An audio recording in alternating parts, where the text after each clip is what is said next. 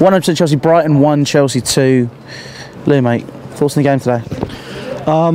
Stuck to a false 9, that surprised me. I thought we were only going to do that against Man City, but we can't really complain, it worked. I thought there was a bit of growing pains in the formation, I thought.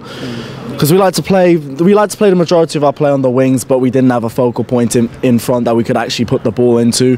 So it was just a case of us whipping in balls to Hazard, which wasn't really doing anything.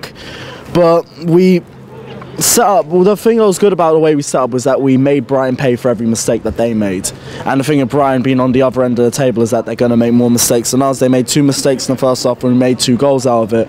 But the second half we seemed to slow down a little bit in the hour mark. It's the same thing that we seem to do for a long time now, just ride the game out when we think it's won. And I think it kind of let Brighton back into the game, which is why they got the goal later on in the last 10-20 minutes. But it's still growing pains the whole side, and I know I sound like I'm repeating myself, but we ain't ready yet, and it's obvious. You saw when Ross Barkley came on, midfield just looked a lot more open. Credit to Loftus-Cheek, he restored a bit of balance to our midfield, and he came back on, but there was still little holes in around the team. Well, he made speaking of Loftus-Cheek, a double homicide move was made when he basically put 2 Brighton players on their arse.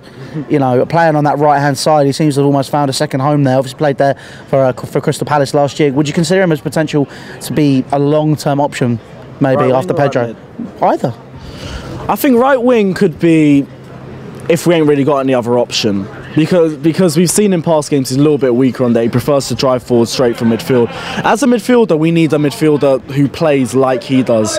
Because another issue with today was that midfield, again, we love to pass the ball around, but there's not really that final option to shoot. Ruben Loftus-Cheek likes to shoot. He likes to drive forward, and as soon as he has about 5-10 yards of space in the final third, he'll have a shot.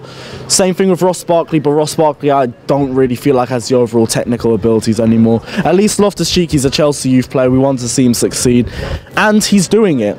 And we've been calling on him to start for years now, so hopefully this is the start of him actually getting a good run of games. But I'm not going to go too much into negatives. Fact is, we won today. Arsenal lost, so we're 3 points behind them. Bad luck, guys. 29 games unbeaten, and you were behind us every single one of them. Good job. But yeah, we beat Brighton, move on to Bournemouth in the Cup, and who do we have next after that? Leicester. Bring on Leicester.